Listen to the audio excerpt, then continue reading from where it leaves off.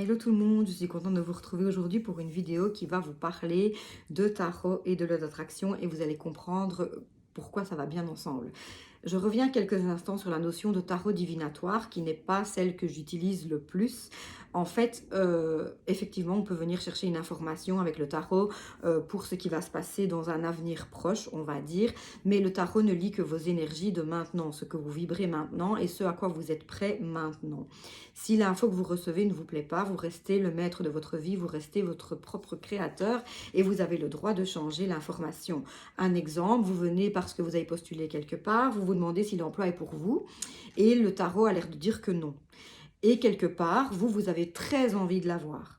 Rien ne vous empêche de switcher et d'affirmer en boucle que le boulot est pour vous, que c'est vous la seule et unique personne idéale pour ce job et que ce job vient à vous et que vous l'avez et vous matraquez et vous mentez à vous-même si c'est ce que vous croyez, mais vous le répétez en boucle jusqu'au moment où vous allez aligner votre vibration avec votre désir. Maintenant, parfois, on demande l'info et on se dit, bah, tiens, non, de nouveau, hein, le boulot n'a pas l'air d'être pour vous. Il est peut-être temps de se demander pourquoi on le veut. Donc, c'est-à-dire que si c'est uniquement financier, ce que je peux tout à fait comprendre, normalement, ce n'est quand même pas une notion suffisante. Si c'est pour aller faire quelque chose que vous n'aimez pas, uniquement parce que vous avez besoin du salaire, ça risque de ne pas tenir très longtemps. Et donc, le tarot vous dit que ce que vous dégagez comme énergie n'est pas celle de cette envie d'avoir le job, mais peut-être d'avoir envie des conséquences positives de ce job. Donc voilà, c'est pour ça qu'il faut rester prudent sur la manière de parler de divination et certainement pas d'avenir écrit dans le marbre, ça je n'y crois pas. Je ne vous parlerai pas de loi d'attraction, de manifestation consciente si notre destin était écrit et qu'on ne pouvait pas sortir de là. Donc la première carte dont je vais vous parler ici, on ne peut pas commencer le tarot de manifestation sans parler de la carte du diable en fait. Alors en général c'est une carte qui fait peur. Pourquoi? Parce que dans la divination, si vous tirez ce genre de carte, on va vous parler de toxicité, on va vous parler d'addiction, on va vous parler de choses auxquelles vous restez accroché, que vous vous trompez un petit peu, c'est de l'auto-tromperie, vous vous persuadez parfois de choses qui n'existent pas, qu'il y a des secrets, qu'il y a des tentations, que vous êtes parfois obsédé par quelque chose. Et la carte a l'air assez négative, toute proportion gardée. Ça dépend aussi comment elle tombe, avec quoi, mais vous comprenez ce que je veux dire par là.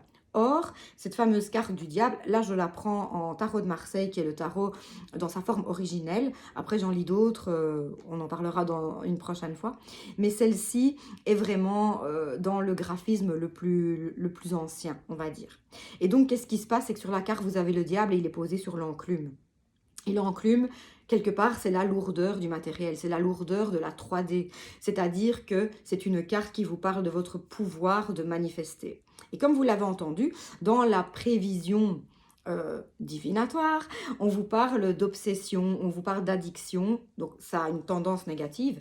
Mais ici, on vous dit aussi que quand on est addict à quelque chose, ça peut être à un projet, ça peut être à une envie, ça peut être à un but que l'on veut atteindre. Donc l'addiction, elle n'est pas forcément mauvaise.